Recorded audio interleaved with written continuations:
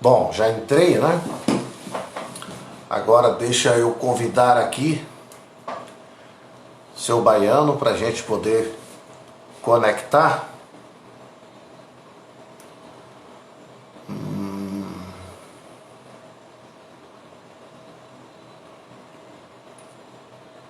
Deixa eu achar seu Baiano aqui.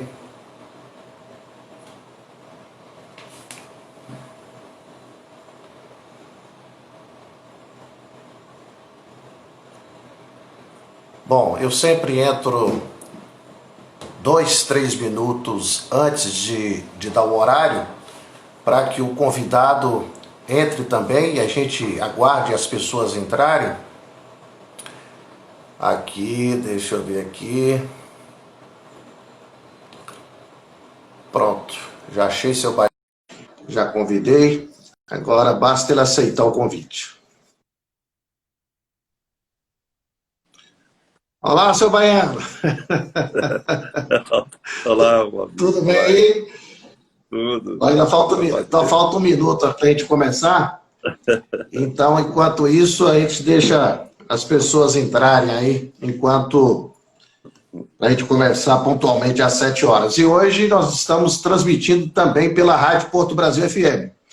Além de fazer a live pelo Instagram, nós vamos fazer uma transmissão simultânea pela Rádio Porto Brasil FM. E depois que terminar a live, eu vou publicar também no Facebook. E geralmente, durante esses 7 dias, até a próxima live, chega a dar aí uns 12, 15 mil visualizações. Então, essas lives têm sido um instrumento importante para a gente poder comunicar com a região, com a cidade. E enquanto isso, a gente vai organizando aqui microfone, luz, até dar às 19 horas. Deixa eu ver se a rádio já entrou no ar aqui. A rádio vai entrar no ar agora, para que a gente já possa iniciar a nossa live. Bom, já são 19 horas em ponto, boa noite. Eu hoje estou com um convidado muito especial, seu Baiano, né? Mas o nome dele é José Ubaldino Alves Pinto. É o mesmo nome meu, é que eu sou Júnior, né? Só que todo mundo só conhece o seu José Ubaldino Alves Pinto como Baiano, como Baiano. E essa história do Baiano, eu lembro ainda em 1988, muita gente dizia, não, ele inventou o apelido de Baiano para ser candidato em Porto Seguro, eu lembro disso. E, na realidade, Baiano é o nome do primeiro filho de Dona Araci, que nasceu na Bahia, né? Porque Francis Tônio e Célio nasceram em Minas, você foi o primeiro, não foi, pai? E é por isso que virou Baiano. O baianinho da família, né? Foi o primeiro. Bom, Baiano tem 73 anos de idade e vai fazer 74 no próximo mês, dia 28 de julho. Ele nasceu em Medeiros Neto, aqui na Bahia, cidade vizinha nossa, aqui próximo de Teixeira de Freitas. E foi por isso que ele recebeu o nome de Baiano, porque foi o primeiro filho de Dona Araci a nascer na Bahia. Os outros todos depois nasceram na Bahia, mas ele foi o primeiro. Ele foi prefeito de Porto Seguro, foi eleito em 1988 e exerceu o mandato do dia 1º de janeiro de 89 até dia 31 de dezembro de 1992. Quando ele passou o cargo para João da Sunga, prefeito que o sucedeu. Ele foi um dos responsáveis pela emancipação de Tabela e logo depois que saiu da vida pública, mudou para Cabralha e eu acho que o vírus da política o chamou de volta para a política e em 2004 ele se elegeu prefeito de Santa Cruz Cabralha, tomando posse no dia 1º de janeiro de 2005, exercendo o mandato até dia 31 de dezembro de 2008. Então, ele foi prefeito tanto de Porto Seguro quanto de Cabralha. Então, eu estou falando com o Baiano e ele hoje vai contar para a gente um pouco da história. Eu quero aqui desejar boa noite, pai. Boa noite. Boa noite, e eu queria que você, pai, começasse, todo mundo aqui que está nos assistindo, Muitos viveram essa história, muitos conhecem a história e outros não. Outros ouviram dizer que o Baianão é por causa de baiano, mas não conhece a história. Mas antes da gente falar de Baianão, eu quero saber da sua história, seu Baiano. A sua história, como foi os primeiros passos como prefeito de Porto Seguro no dia 1º de janeiro de 1989. Eu lembro desse dia, eu era magrinho, era novinho, estava acompanhando a sua posse na Câmara de Vereadores. Conta pra gente como era ser prefeito dessa cidade naquela época. Boa noite. Boa noite, Baldino. Boa noite, ouvintes do Facebook, amigos nossos que estão aí na expectativa, né? Muito obrigado por esse espaço. Realmente estou muito emocionado. Hoje eu sou um saudosista, viu, Júnior? Eu começo a lembrar das histórias todas que passou comigo. Tem muita coisa boa. Em Porto Seguro, quando eu assumi em 1º de janeiro de 89, tinha a Câmara de Vereadores, era 11 vereadores, eu tinha 6 vereadores que eram ligados comigo e 11 de oposição. Então eu tinha um compromisso muito grande com Itabela, porque lá eu tive 90% dos votos de Itabela. Foi a maior eleição que Itabela já que teve aqui no Extremo Sul, de um coeficiente eleitoral. Então Itabela me deu a eleição de Cabralha e Porto Seguro. E eu prometi criar uma estrutura de Itabela. Então eu trabalhava com Porto Seguro no pleno verão, cidade cheia, aquela balsinha pequena ali, insuportável. O pessoal vinha fazer pressão em minha casa na época, não sei se você lembra, era uma balsa só. Lembro, e o eu pessoal lembro. Ficava até no Banco do Brasil tinha gente ali, aquela fila enorme, era sofrimento. Eu, um mandato novo, inexperiente, mas encarei aquilo, levei na responsabilidade, comecei a fazer uma administração em Porto Seguro, com muito cuidado por causa do verão, preparando o carnaval, preparando os colégios, por exemplo, Trancoso, não tinha uma sala, tinha 2 salinhas de aula lá no centro. Eu tive que fazer 10 salas de aula correndo lá em Trancoso. Né? A Arraial da Ajuda também tinha 2 salas de aula, eu tive que fazer mais 10 salas de aula. Então foi um momento muito difícil, que eu tive que trabalhar muito, e preocupado com a emancipação de Itabela. Itabela, para mim, eu tinha que ter uma atenção especial, porque, além do eleitorado, era uma paixão muito grande daquela população comigo. A população tinha uma confiança comigo, eu saí na rua e parecia que era um Deus que chegava na cidade. Então eu tive que preparar Itabela para emancipar. Fiz colégio em todos os lugares, fiz colégio no centro, fiz 40 salas de aula em Itabela, fiz o estádio de futebol, fiz aquele mercadão, criei uma estrutura. Quando foi em junho, eu preparei a cidade para a emancipação. Emancipou Itabela, eu fiquei ainda 6 meses trabalhando com Itabela, arrumando Itabela. Deixei Itabela pronta para qualquer prefeito assumir, preparado. Mas não esqueci de Porto Seguro. Porto Seguro é uma cidade que eu tinha responsabilidade muito grande. Ficava em Itabela e ficava em Porto Seguro. E Porto Seguro pegou a chuvarada muito grande, um período de chuva muito grande, mas superamos tudo, drenamos a cidade, passamos uma fase meio complicada de início, né, de muita chuva, mas fizemos um verão muito bom, fizemos um carnaval bom, trouxemos bons nomes para o carnaval. Foi famoso que Valdívio, na época, tinha uma história com Valdívio. Valdívio fez bons eventos em Porto Seguro, ajudou muito a divulgar Porto Seguro. E eu continuei com esse mesmo projeto de divulgar Porto Seguro. Porto Seguro só tinha 4 hotéis, praticamente 4 hotéis. Era o Hotel João Carlos, o Hotel Casa Branca, o Vela Branca e o Hotel de Adilmus. Essa era... Então, Porto Seguro deu um pum. E eu Era o Fenícia, né? Era o Fenícia. Fenícia. 4 hotéis. Fenícia era então, o Porto Seguro, o Vela Branca e o Casa Blanca, né? Que eram os hotéis grandes, né?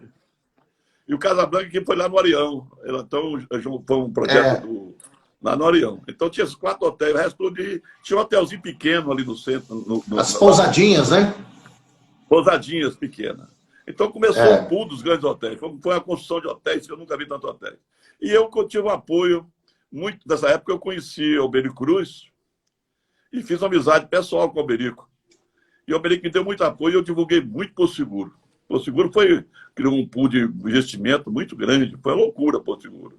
Começou aqueles hotéis da Orla, Cis começou aquele hotel dele, veio o Adriático, veio aqueles hotéis da Orla. Então, era uma loucura Porto Seguro, de gente construindo hotéis.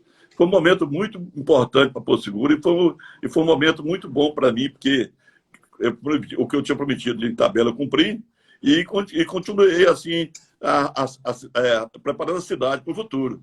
né? Joguei essa rodoviária lá para cima, tirei aquela rodoviária que é lá no... A rodoviária é na Balsa ali, Ficava na entrada da Balsa ali, né? Balsa, onde é hoje o Sambuca, né? Onde exatamente. é o Sambuca, ali tinha uma rodoviária pequena. Ali eu fiz umas lojinhas naquele lugar da rodoviária, fiz uma lojinha, dei pro pessoal, e joguei a rodoviária para cima para suspender a cidade. Então, a cidade tem um pulo muito grande, e nós vivemos um momento de história muito bonito em Porto Seguro naquela época, né? Foi um momento muito importante. Você... Ô pai, só para acrescentar. Só para acrescentar aqui as pessoas, pai, quando fala em tabela, na época que ele foi eleito, em 1988, o município de Porto Seguro ia até Itamaraju, a divisa de Itamaraju, com um povoado chamado Montinho, Monte Pascoal e Itabela, que naquela época representava quase a metade do eleitorado. Quando ele assumiu, em seguida, houve a emancipação. Era metade certinho. Lá era 8 mil habitantes, 8 mil eleitores, e cá também era 8 mil eleitores, é metade certinho. Exatamente. Então, nós tivemos e ele emancipou, né? E ficou com a metade da cidade, né? Da realidade da anterior, né? Exatamente. Depois, no final do meu mandato, estavam 40 mil habitantes, já estavam quase 30 mil eleitores. Mas nesse momento eu fiquei com 8 mil eleitores só em Porto Seguro, depois que entreguei a tabela, fiquei com 8 mil eleitores. Mas foi muito bacana, Júlio. Foi um momento que eu vivi, um momento com muita dificuldade, porque houve esse crescimento muito grande da hotelaria, né? Muita mão de obra na cidade, produção de mão de obra. Eu, por exemplo, para limpar a rua, eu não tinha mão de obra, eu tinha que buscar em Itabela, eu tinha que buscar em Veracruz, em Pindorama. Eu não tinha gente para trabalhar com gari. O pessoal da cidade não queria trabalhar com gari.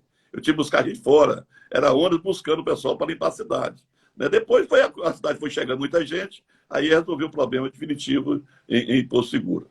Mas foi um momento muito bonito da história de Porto Seguro. Tinha lambada, não sei se você lembra da Bangara. Lambada só tinha claro lambada. Que eu lembro, eu era frequentador. Boca da Barra. Era frequentador. Eu saí, pra você ter ideia, eu saí divulgando as lambadas no Brasil todo. Todos os eventos de turismo que tinha no Brasil, o pessoal me convidava, eu com o prefeito, levava um grupo de lambada para divulgar Porto Seguro. No Rio de Janeiro, São Paulo, né, Brasília foi inúmeras vezes com aqueles grupos de eventos para participar dos eventos de turismo. Então foi um momento brilhante para o Porto Seguro. O Porto Seguro deu um pulo muito grande. Logo em seguida veio o Regnite. Foi um show, o Regnite. Regnite veio em 1990, já foi no segundo ano meu já de mandato. O Regnite estourou em Porto Seguro, foi uma beleza o Regnite. Pai, tem uma coisa curiosa que você falou aí. Eu lembro, como se fosse hoje, você deslocando um grupo de dançarinos de lambada para ir dançar na Casa da Dinda, lembra? Na Casa da Dinda, na época o presidente era o Collor. Eu lembro de dançar lá no Palácio da Alvorada, também no Rio de Janeiro, nos eventos da Embratur, no Rio de Janeiro. Levava aqueles lambadeiros, eu lembro da Braz, Belinha, de um monte de gente que eram lambadeiros famosos, que você levava ele para esses eventos no Brasil inteiro. Esse pessoal fantástico, me acompanhava, gostava muito de mim. E eu ia com eles, participava. Na Casa da Dinda foi uma história interessante, né? Eu assumi, foi no governo de Sarney. Sarney, logo em seguida, Collor assumiu. E quando divulgou, ficou naquela cidade muito grande, naquele movimento dele, né? E eu consegui aproximar muito do governo de Collor, apesar de ter votado na oposição. Foi a oposição dele. Mas consegui, através de vários amigos meus, ser muito aproximado de Collor. E ele me convidou para ir na Casa da Dinda um dia, me convidou e eu fui, levei a turma para dançar. Para dançar lambada, eu lembro. A internet sua deu uma falhada aí agora, pai. É uma pena ali, sua internet deu uma travada. Eu vou lhe convidar de novo para ver se melhora. Deixa eu ver aqui. Bom, eu vou... A internet de pai ali deu um problema, eu vou convidar novamente para ver se melhora, porque o papo estava ótimo aqui, o papo estava ótimo e a internet dele deu uma caída. Deixa eu convidar ele de novo aqui. Pronto, achei. Já convidei. Bom, já está de volta. Agora tá perfeito, pai, que a internet deu uma caída. Oi. Então você levou a turma para dançar na Casa da Dinda, no Palácio. Pior que uma jornalista lá, né? O Durico, era deputado federal, ficava revoltado comigo, né? Como é que você aproxima de Collor? E eu falei, não, moço, eu preciso levar recurso para Porto Seguro, eu tô com o projeto do aeroporto, eu tô com o projeto do aeroporto, eu tô com o projeto da estrada que vai para Trancoso, eu tenho inúmeros projetos, eu tenho que conseguir liberar isso, eu tenho que aproximar do presidente. E aí o Durico ficava revoltado, o Durico era uma figura, né? E falou, não pode fazer isso. E quando eu cheguei lá na casa da Dinda, no dia a imprensa toda estava cercando a casa de Collor. E o pessoal do prefeito de Porto Seguro está aí. Eu tive que sair escondido, quando me arranjou a sair lá, sair escondido para não pegar pela imprensa. O negócio... Mas foi um momento que o Collor foi bacana. Ele conseguiu para você a primeira escola de ensino ambiental, de ecologia do Brasil, né? Que você implantou, foi a primeira escola, né? Ô, Júnior, aconteceu o seguinte. Quando eu aproximei dele com um pacote de projeto no orçamento, ele falou assim, ó, Baldino, eu não posso liberar para você. Eu tinha 2 vezes audiência com ele, né? E ele falou assim, eu não posso liberar para você, eu só libero se você pegar a autorização de Antônio Carlos.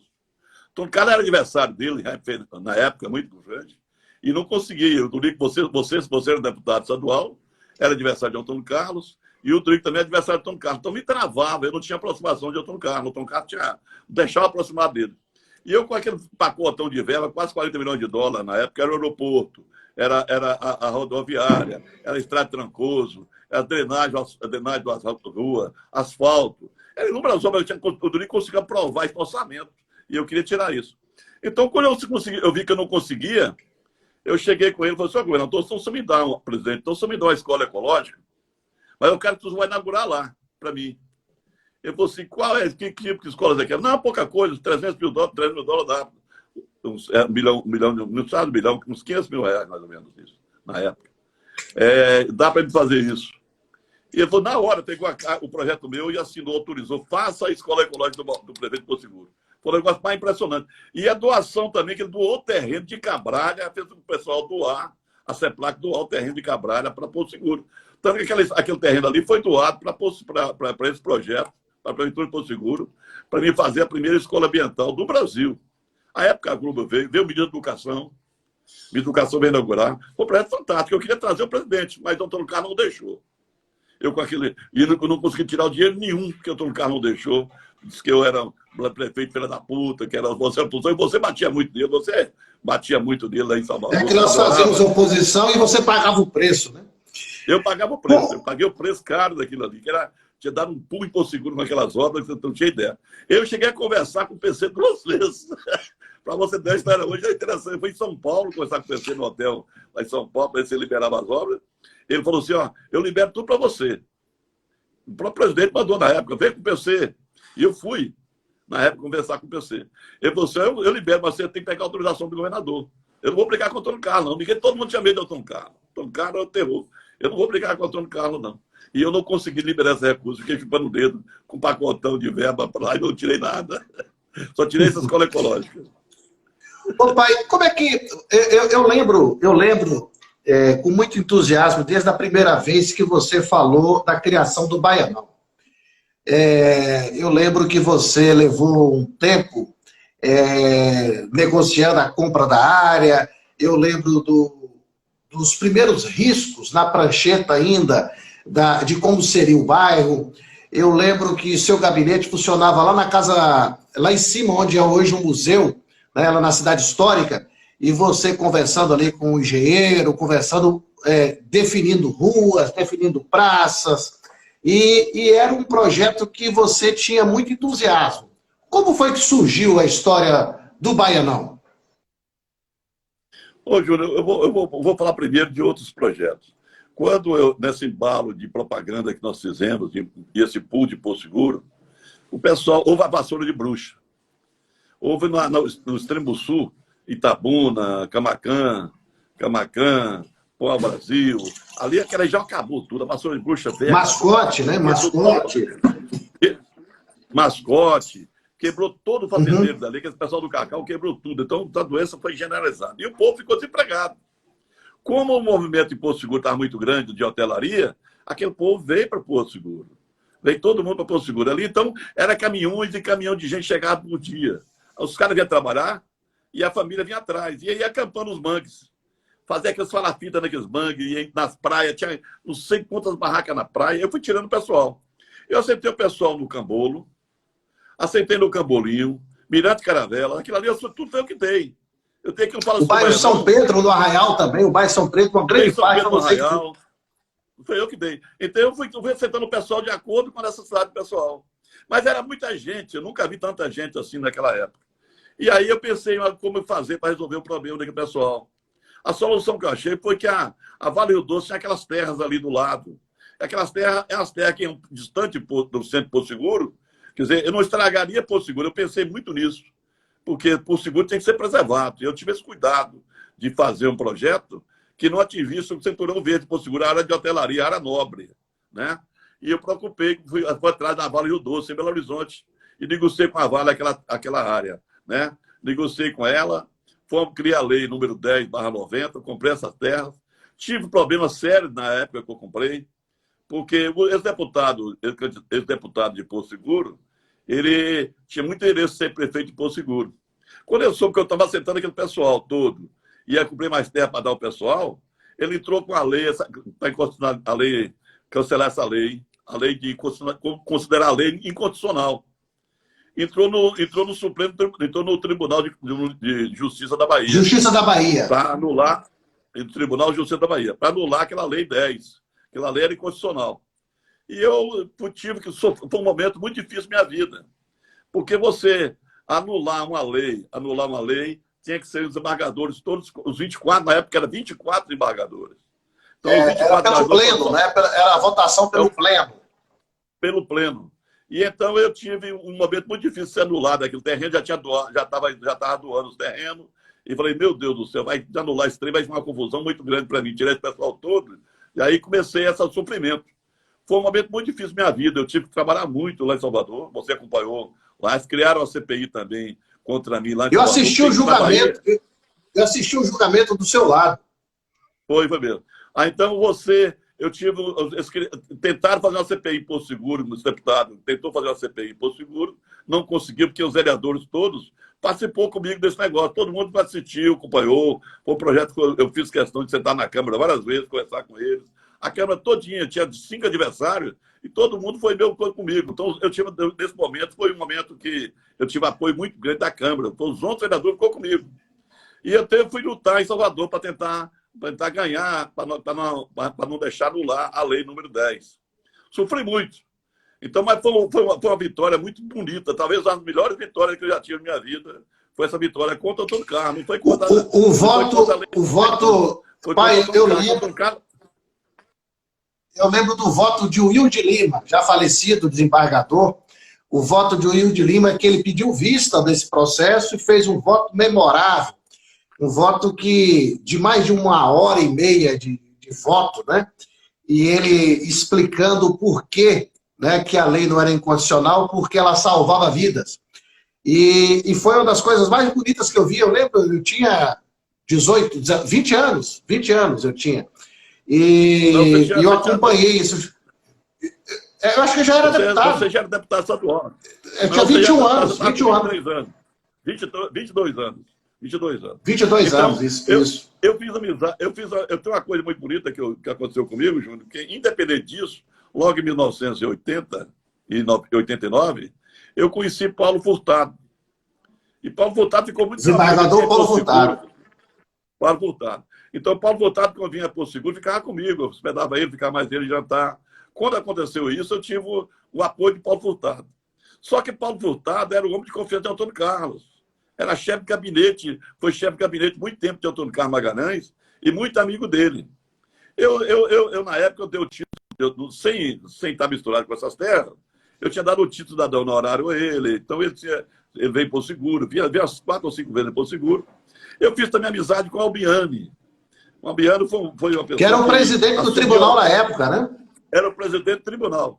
Eu contratei vários pareceristas para fazer pareceres, para me mostrar que a lei estava certa, que eu estava certo. Então, eu fazia aquele pacote, aqueles pareceres, aquela pasta, ia em cada desembargador, 24 desembargadores, visitava eles. Visitava, pedia a eles, sentava, pedia audiência, conversava, mostrava a finalidade do projeto, que não era constitucional, que eu tinha feito aquilo com essa intenção. Então, eu tive um apoio, tanto que quando veio o julgamento, eu tive 14 votos contra 9 de Antônio Carlos. Era o Antônio Carlos, porque ele, de um lado, trabalhava contra isso.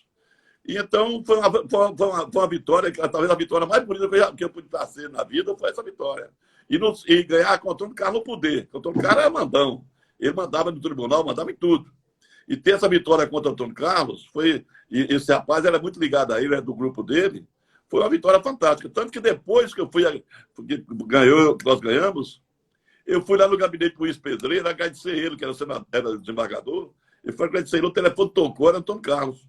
O Antônio Carlos falou assim, seu filho de uma puta, ele pegou o telefone viva voz, botou para mim ver. O Antônio Carlos chegando ele tudo, porque ele tinha votado comigo.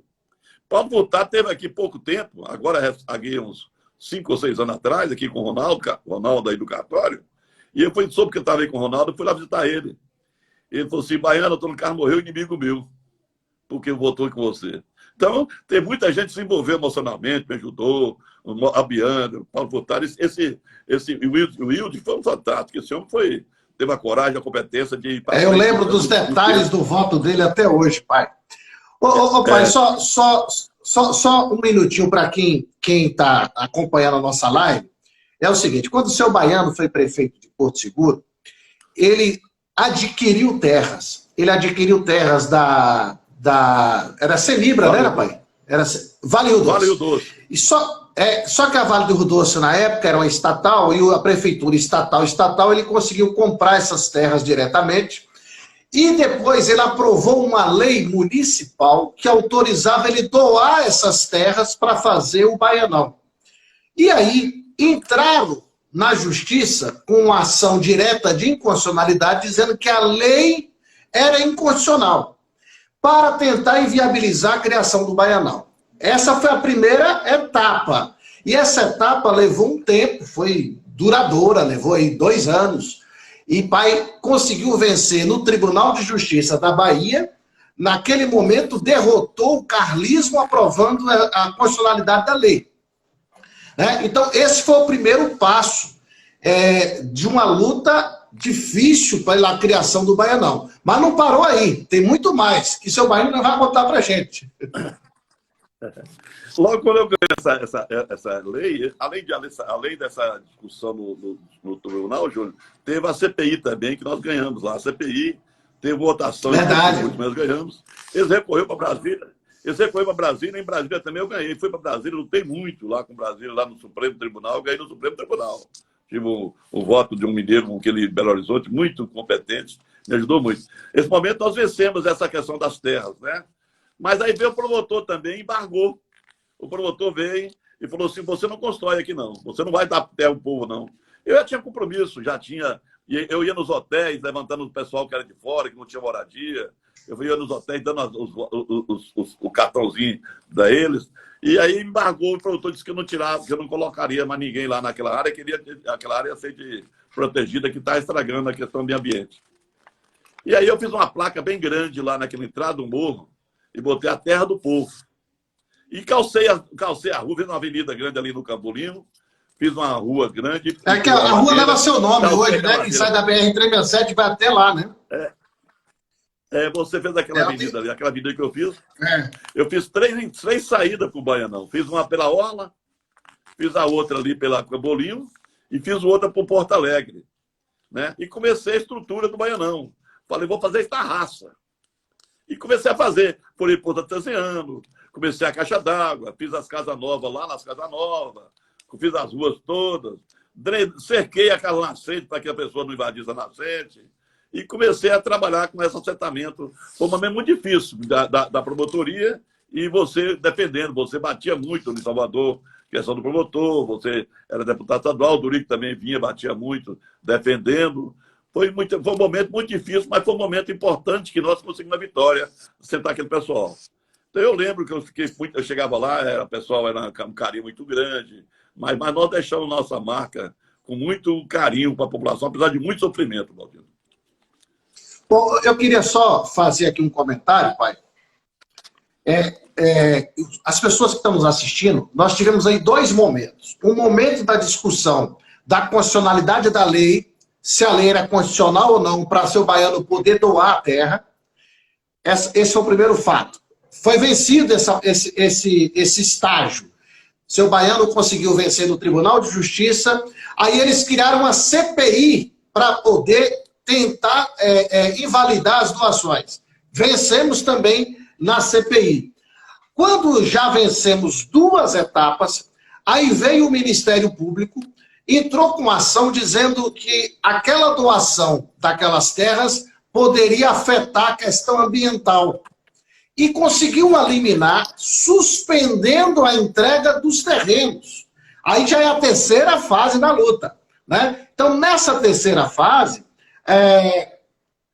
o seu baiano foi lá, fez uma placa e disse: a terra é do povo, e as pessoas ocuparam o Baianão, que já tinha aberto ruas, já tinha feito, inclusive, a Praça da Caixa d'Água. Seu baiano, tem muita gente que não sabe por que aquela praça tem o nome da Praça da Caixa d'Água, porque ali foi a primeira obra, né? Seu baiano fez ali a caixa d'água com chafariz para que as pessoas pudessem ter água no início do bairro, né? Da Praça da Caixa d'Água. Então, quando as pessoas começaram a ocupar o bairro, aí veio a 4ª etapa, que foi uma ação do governador ACM, mandando a polícia retirar o povo à força. Isso aí você lembra também, não lembra, seu baiano? Foi o final do seu governo. Exatamente. Meu governo. Aí eu falei assim, se for, fui para lá para dentro também, na época, não deixei tirar. Para você tirar, vai ter que matar. Então foi uma guerra muito grande. Foi um momento muito difícil. Nós passamos ali, o Baldino, foi um momento muito difícil de terror, porque Antônio Carlos, o Ministério Público, adversário de todos os lados, alguns empresários que não entendiam, né? Que a cidade começou a entender depois. Hoje entende que o Baianão é importante para Porto Seguro. O Baianão hoje tem a mão de obra, não atrapalha Porto Seguro, porque está um pouco distante, manter o setor... Contribui, né? Contribui, né? Contribui. Toda a mão de obra, quase todos os hotéis, é do Baianão, né? Então, hoje entenderam, mas na época eles não entendiam o que é o Baianão. Então, o Baianão, que chega em Porto Seguro, nem sabe que tem um Baianão, porque está difícil. Aqui, tem uma pergunta interessante que eu vi aqui agora no vídeo, um ouvinte falando assim, por que tirou Frei Calixto? Eu vou explicar o porquê Frei Calixto. Quando eu tive uma amizade, falei com vocês, em Brasília, muito grande, mas não consegui tirar recurso, porque o Antônio Carlos embargou a possibilidade de tirar recurso. Mas eu fiz um projeto de 300 casas populares, lá dentro do Baianão, dentro do bairro Baianão, e fui buscar esse projeto, gastei muito com esse projeto, e fui buscar as casas, cheguei a trazer o pessoal do Ministério na época para aprovar, aprovou o projeto, mas não conseguiu liberar para mim 300 casas. Eu criei o bairro Frei Calixto dentro do Baianão. Eu criei o bairro Frei Calixto dentro do Baianão. O Baianão era uma área muito grande, então eu criei um bairro, um centro onde eu tinha feito um projeto, Frei Calixto dentro do Baianão. Então é livre porque aí quando o Antônio João Carlos assumiu, João Carlos tirou o nome Baianão, botou Frei Calixto, queria ocupar o bairro todo com o Frei Calixto. Eu estou respondendo a pergunta aqui de um ouvinte que eu vi aqui, Júlio. Então, eu vou explicar só isso. O Frei Calixto... Olha só, eu acabei de receber aqui uma mensagem no meu WhatsApp de uma pessoa que é meu amigo pessoal e seu amigo também, mas na época que você criou o Baianão, ele era radicalmente contra a criação do Baianão, que era o Euclides Sena. Ele era presidente do Movimento de Defesa na época. Ele está dizendo aqui, ó... Ô, Uba, eu era presidente do Movimento de Defesa e briguei para que o bairro não nascesse. Hoje, eu reconheço que, graças ao Baianão, Porto Seguro tem mão de obra de qualidade e um bairro cidade de pessoas do bem. Olha só, lá atrás, ele reconhece, né, que lá atrás ele foi contra... Ele acabou de entrar, e acabei de falar dele, ele entrou agora na live. Gente da melhor qualidade. Muita época. Mas ele agora reconhece a importância do Baianão. Ô pai, uma coisa também muito curiosa, e aí eu diria que seria a 5ª etapa de dificuldade do Baianão, foi quando terminou seu mandato. Seu mandato terminou, assumiu João da Sunga foi lá, arrancou o calçamento que você fez, que dava acesso ao bairro. Você lembra que aquela avenida que passa pelo Fontana, sai da BR-367, passa pelo Fontana, e vai até o Baianão, que tem a ladeira do Baianão. Aquilo ali você calçou na época, de pedra. Pedra, calçamento de pedra. Todinha para evitar. Foi. O João da Sunga arrancou o calçamento para que as pessoas não tivessem acesso pelo Fontana e fez uma vala para que ninguém passasse. E foi lá onde hoje é o Mercado do Povo e fez um muro. Aquele muro era para que as pessoas não descessem do Baianão para a praia. Então ele fechou a entrada pelo Fontana, fechou a entrada pela praia e só restou a passagem pelo Porto Alegre, que passava no Parque Ecológico, e o Parque Ecológico, naquela época, era um loteamento de João da Sunga. Você lembra disso? Ele desviou todo o Baianão por dentro do loteamento dele para valorizar o Parque Ecológico. Ele foi outro que tentou fazer para destruir o Baianão. Ele matou os animais, os cavalos de carroceiro todos. Ele criou, na época que ele estava lá, botou uma mulher valente lá, uma mulher meio doida, com a espingarda na mão. Pro povo. Eu lembro. Era possível na época fazer isso. Mas você lembra disso, né? Lembro. O Baianão superou tudo. O Baianão superou tudo. O povo baianão foi um povo muito corajoso, feitou tudo isso. Eu lembro que quando você ainda é prefeito, eu era deputado estadual, e a gente ia para lá, eu ia muito com o Rony Guerra. O Rony Guerra ia muito comigo lá. E ainda os primeiros assentados ainda tinham lá barracos de lona, né? Eles faziam aqueles suporte de galhos de madeira, de árvores, e botavam a lona e ficavam ali debaixo. E o veículo que transitava no Baianão era somente carroça. Era a carroça levando brita, levando areia, levando lajota, o pessoal começar a construir as primeiras casas. E quando o seu mandato termina, e vem João da Sunga, que o pessoal já tinha feito algumas casas e tinha ligações de energia, tudo era gato, não tinha poste, né? Então, João da Sunga ia com a polícia e arrancava os fios de todo mundo e todo mundo ficava no breu, né? Ficava todo mundo no escuro para que as pessoas não tivessem energia elétrica. E a minha primeira obra, você saiu... Quando você saiu da prefeitura e veio João da Sunga, você fez as casas novas. Lá nas casas novas. Eu fiz 30 casas novas. Pessoal. Eu separei. Eu fiz 30 casas lá nas casas novas ainda. E dei a pessoa para morar, entendeu? Nas casas novas. Então foi para ver se o pessoal. Botei bem distante para o pessoal ocupar a área. Deixei a parte mais nobre do comércio, né? E levei a área habitacional lá para o fundo. Então foi um momento que preservei aquelas áreas nobres ali, que hoje o Baianão tem hoje um comércio fabuloso, que é aquelas áreas nobres ali. Então foi preservada para isso.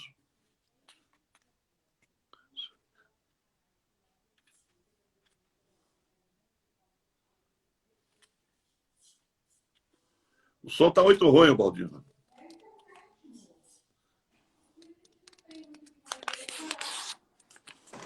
Alô?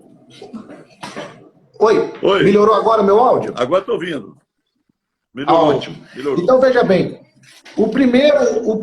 As primeiras obras que aconteceram foram nas casas novas, que foram aquelas casas de mutirão que você começou a fazer, você lembra, né? Eu fiz 30 casas lá no Baianão e fiz 200 casas em mutirão lá no Mirante Caravela. Na época, para ajudar o pessoal era muita gente sofrendo, eu dava material e ajudei a construir lá no Mirante Caravela. Então, eram as casinhas conjuntas, eu fiz lá no Mirante Caravela, essas casinhas lá. E fiz 30 casas lá no Baianão, lá no final da rua, para que as pessoas começassem a habitar, né, naquela época. Então, comecei a fazer a caixa d'água, e fiz também um mini hospital, um posto de saúde grande. Essa área ficou lá até pouco tempo. Era um hospital que eu estava querendo fazer, um hospitalzinho, posto de saúde. Então, mas foi um momento muito bonito. Depois que o cara assumiu, foi aquele momento de terror, que vem você que deu um avanço. Você chegou depois que você foi prefeito, aí você colocou energia para todo mundo, fez o acesso bons. Você fez outro Baianão, que aí com a estrutura que você criou, ajudou a dar a estrutura Baianão. E eu fiquei muito feliz que você adotou o Baianão como se fosse um irmão seu. Você fazia sempre seus eventos lá e criou o Baianão, e eu fiquei muito feliz por isso. Olha, eu quero aqui dizer, pai, que eu tenho, assim, na minha memória, alguns momentos muito importantes da vida do Baianão. Um deles foi quando a polícia chegou para tirar o povo de lá. Você já não era mais prefeito, e eu fui para lá com o Rony Guerra, com os amigos. Eu lembro ainda que tinha aquele velho Lino, até falecido, e verdade. mais um monte de gente. A gente ficou lá enfrentando a polícia na época, para deixar que os trabalhadores do Baianão não fossem retirados. Esse é um momento que está muito forte na minha memória. E o outro momento que marcou muito foi no governo de João da Sunga, alguns episódios que ficaram assim na minha memória muito forte. Um deles foi, ele levou uma televisão na Copa do Mundo. Ele levou uma televisão na Copa do Mundo e colocou debaixo da caixa d'água ali na praça e mandou entregar a televisão e foi lá e ele disse, olha, eu estou botando a televisão aqui para vocês assistirem a Copa, mas não roube não, viu? Não roube não, essa televisão é minha. Essa história ficou na minha memória.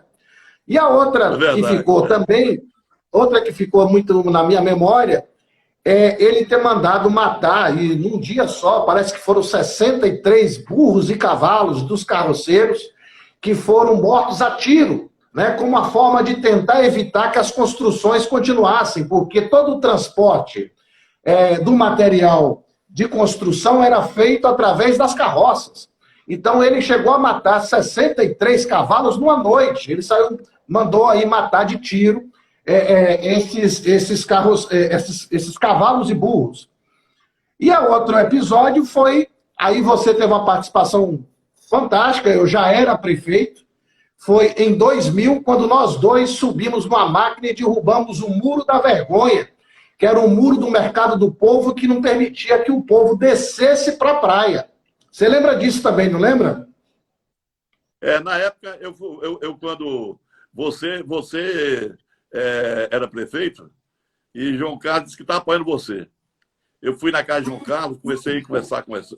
Chamei Ricardo é testemunha disso, Ricardo está ouvindo esse áudio, esse live.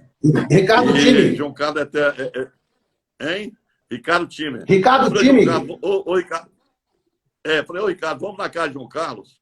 João Carlos está apoiando o Baldino, mas João Carlos está contra.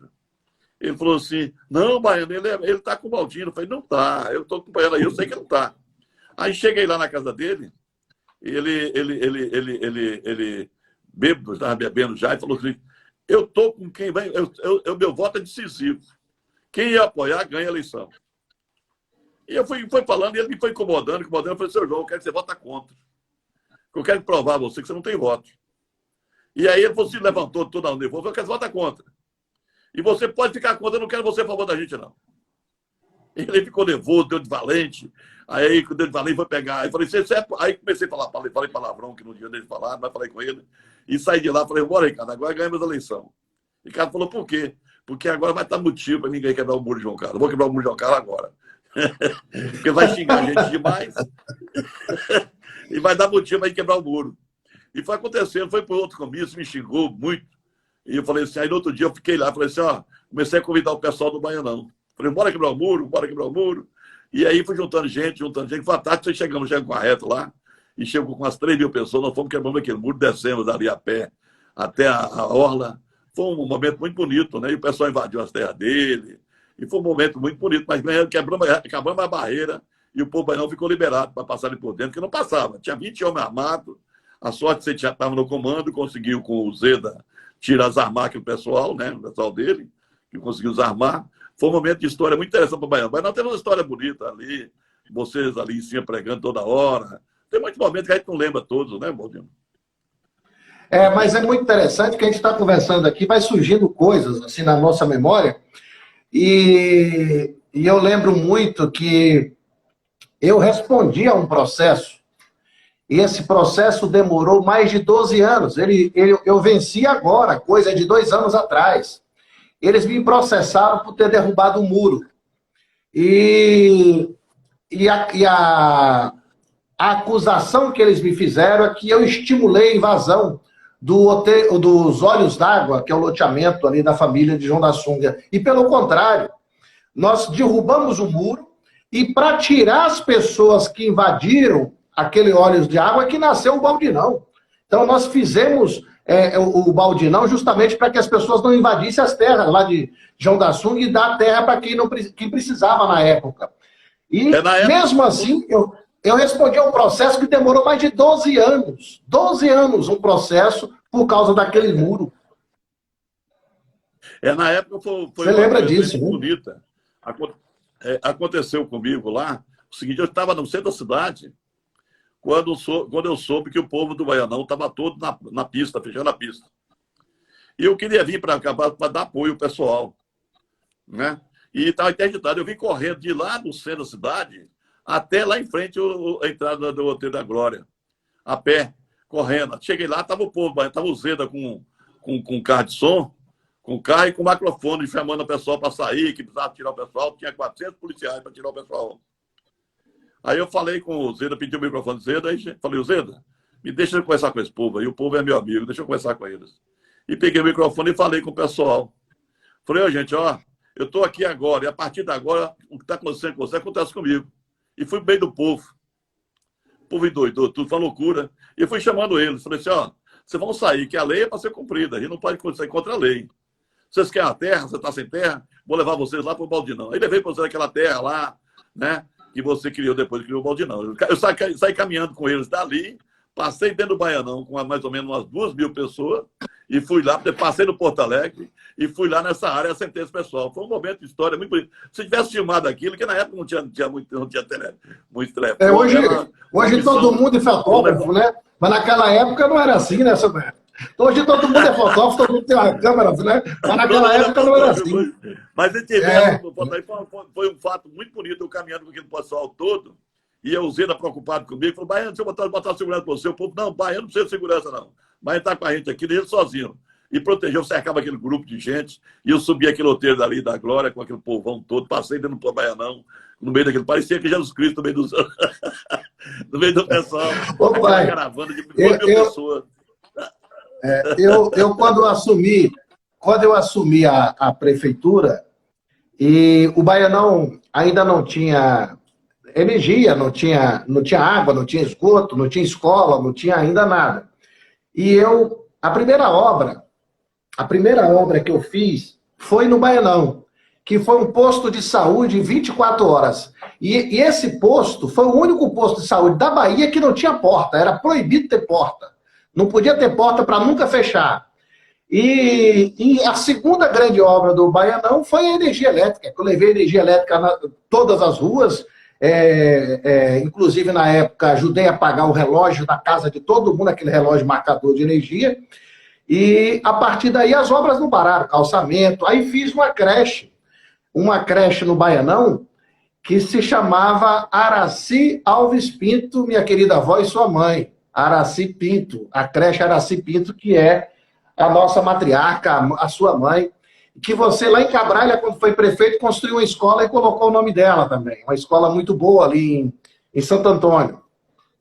Então, essa semana passada, eu estava morrendo de saudade da avó, e lembrei que ela fazia os doces de mamão, que ela gostava de fazer, e eu fui forçando a memória, fui buscar na internet e acabei fazendo os doces que ela fazia.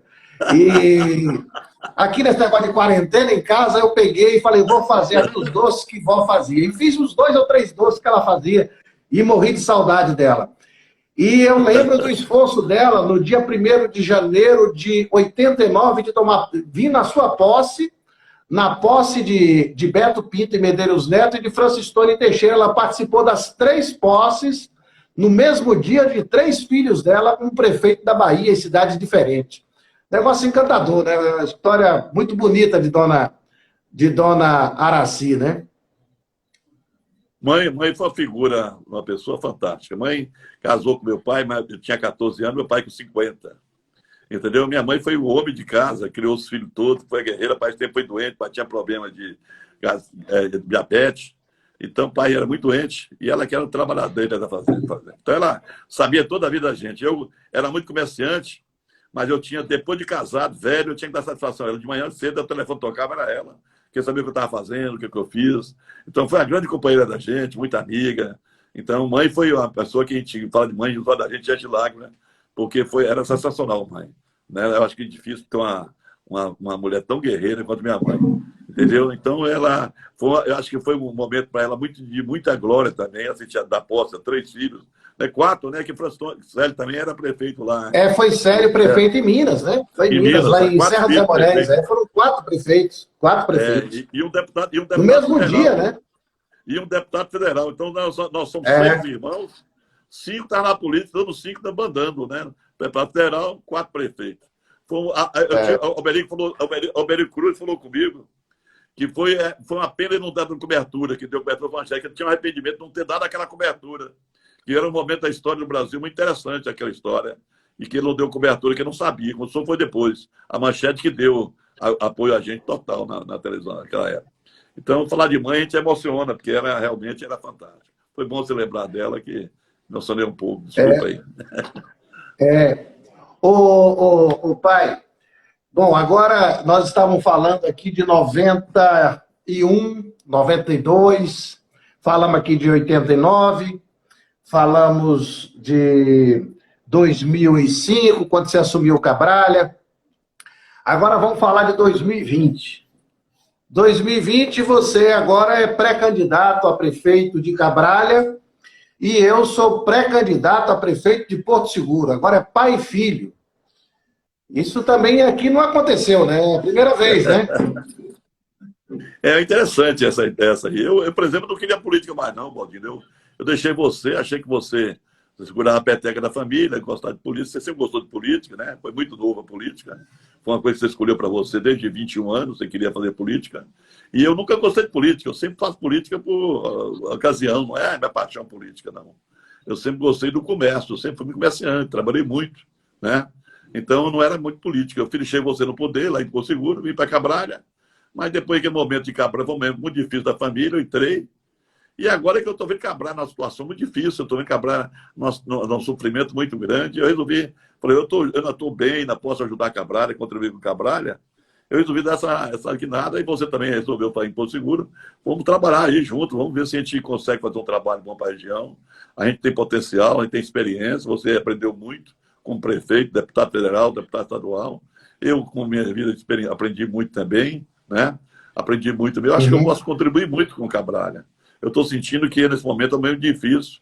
E Cabralha precisa de uma pessoa que tenha pouca experiência. Eu tenho experiência, né? Tenho muita vontade ainda. Eu acho que eu posso contribuir bastante. Então, eu resolvi colocar o meu nome à disposição e me surpreendi, tenho surpreendido, porque é uma aceitação muito grande. A população realmente lembra dos momentos bons que Cabralha teve, foi um momento de festa, um momento de educação boa, de saúde boa. O pessoal de Cabralha, tu lembra disso, porque é muito importante. O momento que eu dava, o Cabralha passou a existir. Passou a existir. Na televisão estava sempre falando, estava sempre conversando, sempre tinha jornal direto. Eu estava sempre presente, né? Muito presente na gestão de Cabralha. Então, o pessoal aceitou a minha candidatura. Eu estou sentindo que a campanha está leve, não está difícil, né? Está leve. O prefeito tem deixado a desejar muito, né? Deixado a desejar muito, tá? Não conseguiu ganhar a simpatia da população, tem uma votação estupenda e perdeu a simpatia da população, a pessoa está muito revoltada com ele. Isso tudo contribuiu. Acho que a eleição não está difícil, não. Estou acompanhando a sua também lá em Porto Seguro, você também está leve. Eu acho que nós vamos contribuir muito com essa região do Extremo Sul, com a região de Porto Seguro e Cabralha. Tenho certeza disso.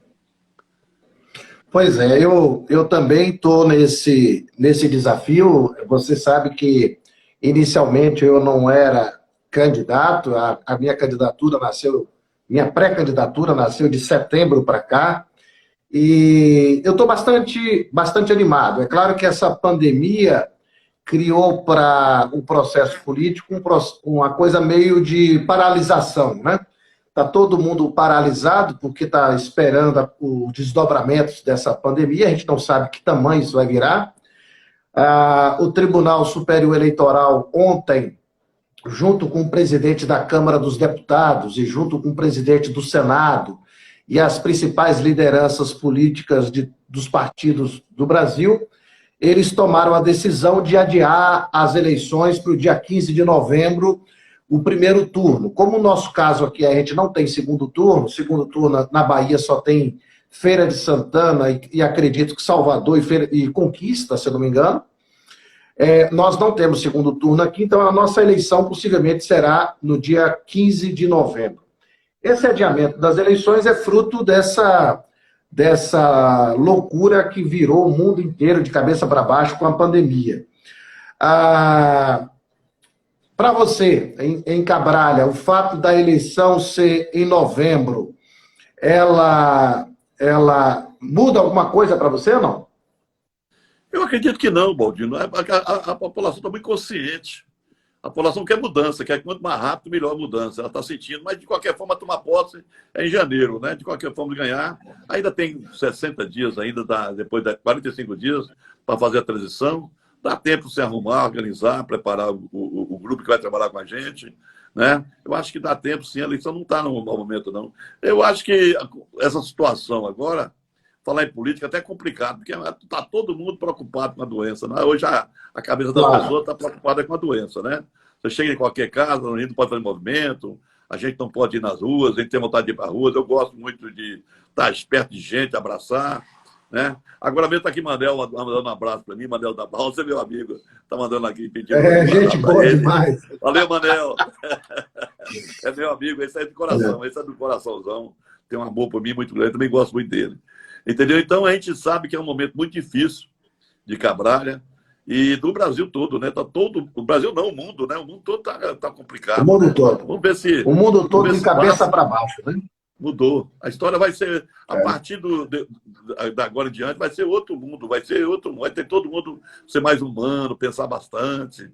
A coisa mudou muito, sabe? Vai mudar até a forma das pessoas se relacionar, né? Porque o brasileiro tem o costume de pegar na mão, de abraçar, quando conhece alguém, cumprimenta, né? Cumprimenta pegando na mão, abraçando. E hoje a mão e o gesto de carinho do abraço virou uma forma de transmissão da doença, né? Então, vai mudar, inclusive, a forma de fazer campanha. De fazer campanha, a gente vai nas casas, visita, pega na mão, abraça um, abraça o outro. E agora vai ficar complicado, porque não só a gente corre risco, como também o eleitor, né? Corre risco nessas caminhadas que a gente faz e que agora vai ter que ser diferente. E eu espero que essa pandemia passe o mais rápido possível, porque hoje mesmo Porto Seguro chegou a 319 casos, né? Um número muito grande, e a gente sabe que há uma subnotificação, que nem todo mundo que sente mal, que adoece, às vezes a pessoa nem percebeu que adoeceu, não vai procurar o posto de saúde, não faz o teste, também não tem teste suficiente para fazer para todo mundo. Então, a gente sabe que esses números ainda são subestimados, né? Subnotificados, o número é bem maior. Então, a gente fica muito preocupado que tamanho vai virar isso, né? A gente não sabe como é que vai ser a campanha, né? A gente não sabe como vai ser. Mas a gente vai ter que fazer, né? A gente vai ter que fazer. Vai ter que conversar muito com o pessoal. Eu, por exemplo, uso muito telefone, converso com o pessoal, os vereadores me ligam na casa das pessoas, falando comigo, cumprimentando. Estou usando muito o telefone, né? O pessoal chega na casa, conversa, me liga. Eu tenho usado muito isso, mas a gente precisa de corpo a corpo, né? Eu gosto muito desse trabalho de corpo a corpo, é um trabalho que eu... esse calor humano, isso nos estimula muito, né? E aí a gente vê as pessoas, eu gosto de gente, eu gosto de abraçar, eu gosto de carinho com as pessoas, eu gosto de olhar nos olhos, entendeu? Então eu sinto essa falta, assim, dedicada a uma agonia danada. Eu sou do grupo de risco, né? Fico muito preocupado, com vontade de sair, mas preocupado ao mesmo tempo, tá? Mas vamos para frente, Deus vai ajudar, que a gente vai passar por essa pandemia toda, vamos ser melhor, vamos pensar mais no ser humano, né? Vai ser melhor, vamos sair desse projeto melhor do que tudo. Ô pai, o Instagram só permite a nossa live em 1 hora, já está chegando em 1 hora. Eu quero lhe agradecer muito a essa possibilidade da gente contar um pouco dessa história, a sua história, a minha história, a história nossa juntos. E lhe desejar aí boa sorte na sua luta em Cabralha e agradecer por ter aceitado o convite de vir através da rede social contar um pouco dessa história da sua vida, a sua experiência, as suas dificuldades que você passou. Você pagou um preço muito caro, né, por ter sido prefeito de Porto Seguro. Falta só 25 segundos para terminar, então agora é com você. Você agradeça para mim. Valeu, Valdir. Um abraço a todos os ouvintes. Muito obrigado a todos os amigos nossos de Porto Seguro, de Cabralha, da Extremo Sul. Eu sei que em Tabela tem muita gente ouvindo. Muito obrigado a todo mundo. Adorei o live. Para mim foi uma experiência muito boa. E é a segunda que eu faço, né? Eu não tinha experiência com isso. Eu estou muito feliz por isso. Um abração, meu filho. Boa sorte para você. Que Deus ilumine todos nós. Obrigado, pai.